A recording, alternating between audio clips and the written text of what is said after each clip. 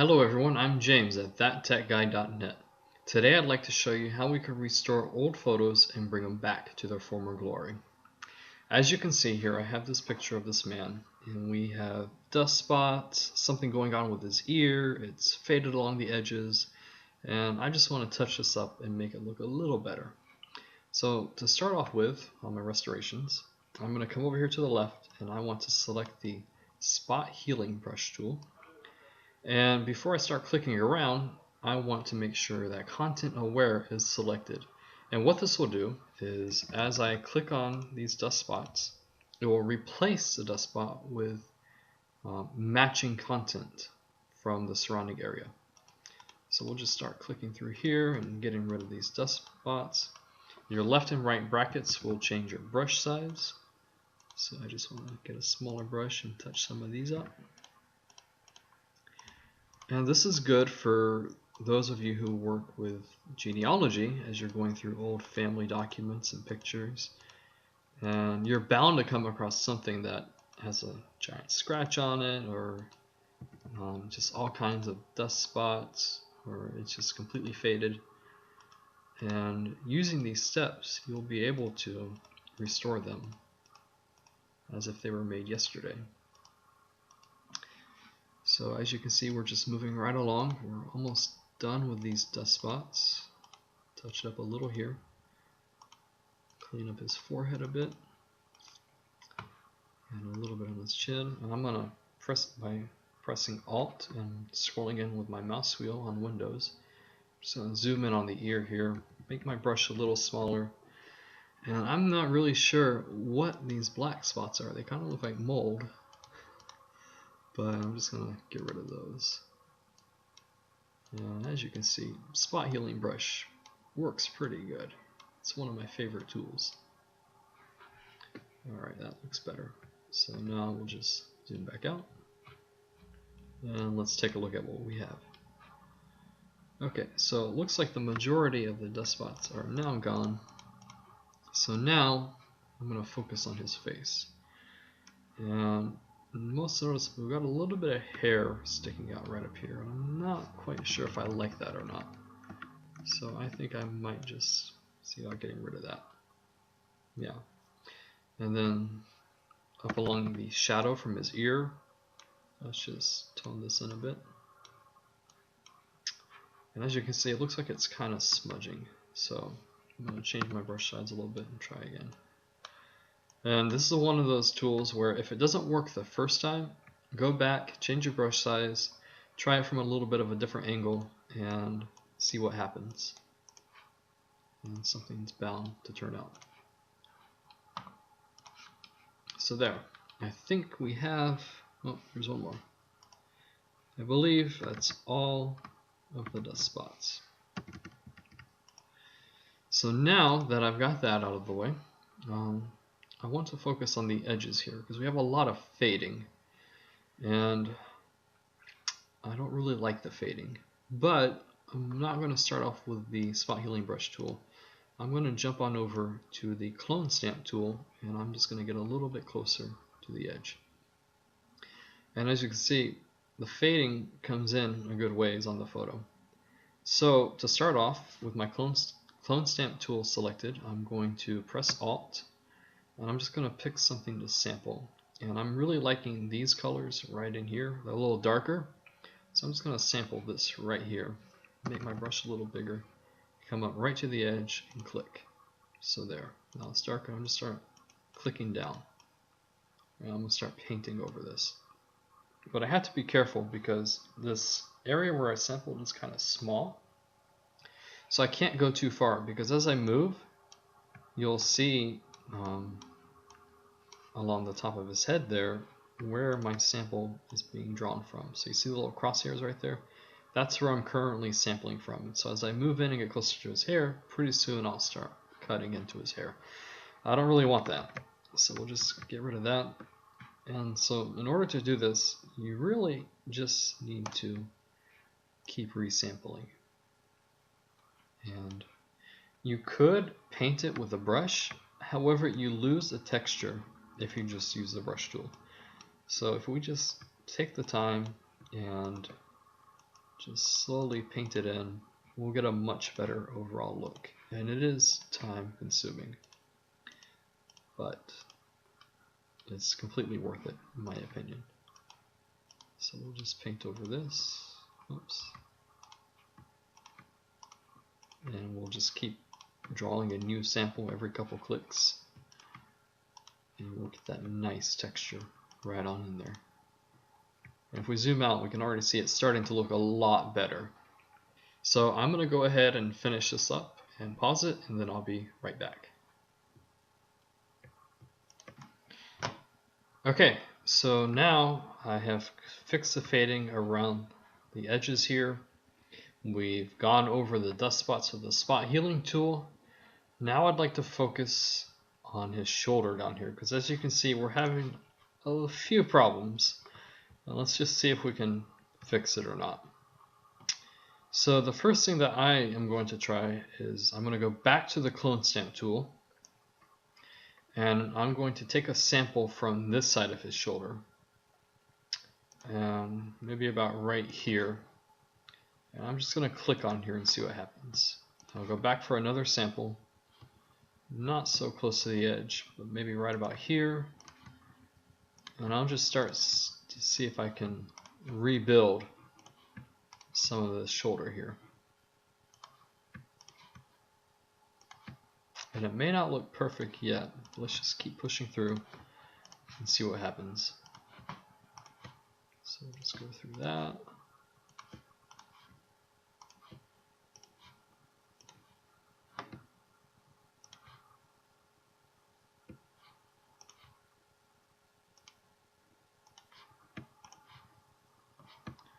And it's looking a little too bright.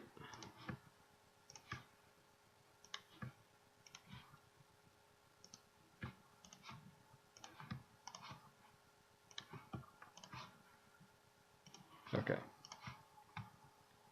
And we'll take another sample from up here, and we'll just kind of touch over this a bit, tighten it up. That's too far.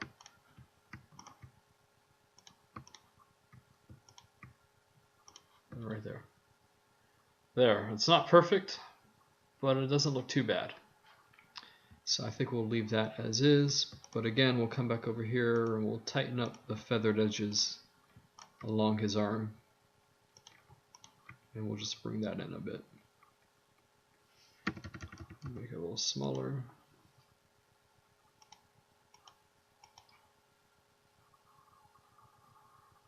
Okay, we'll just tighten it up. There, that looks a lot better. A little more right here.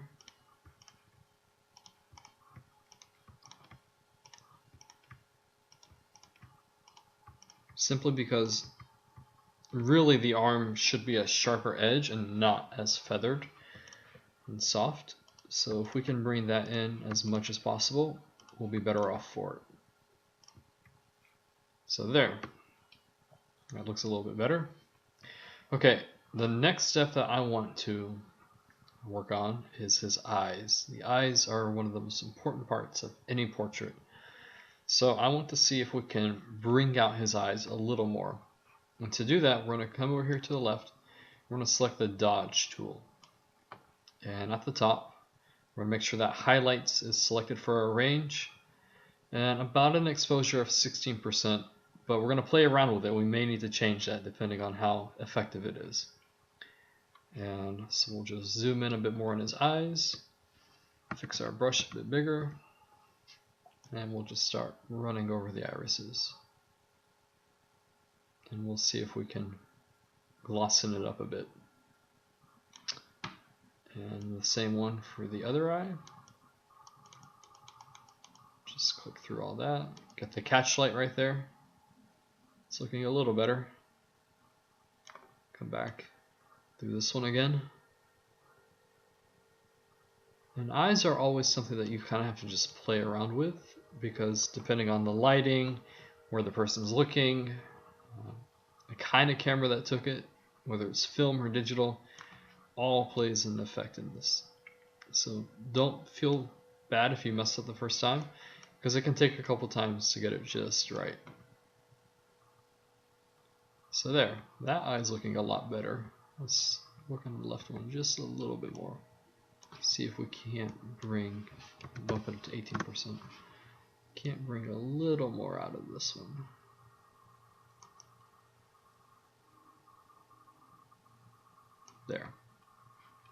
There we go. I like it.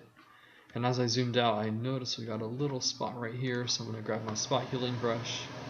And we're just going to tone it down a bit. And we're going to fix that. Fix some of these pixelations while we're down here. Smooth it out a bit. Got a couple lines on his nose. And some of this I didn't see until we actually zoomed in, so it's always important to zoom in and check your work before you finish. Run up on this eye, that spot. Down here, check over his ears. His ear looks okay. It's that line right there. And I think we might be just about done. We got something going on in the eye right here. Let's see if we can't fix that.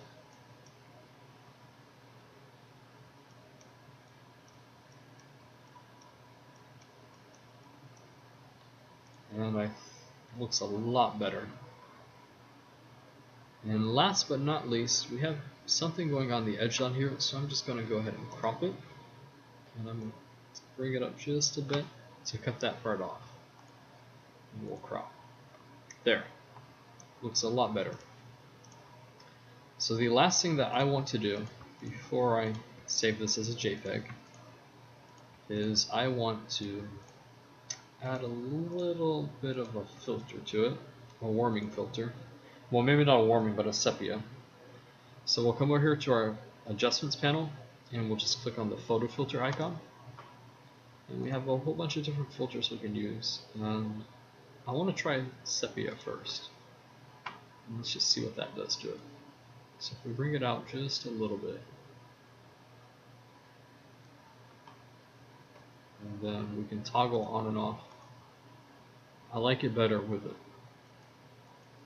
So I think right here at 57%, just because of my curiosity, let's see what 60% will do.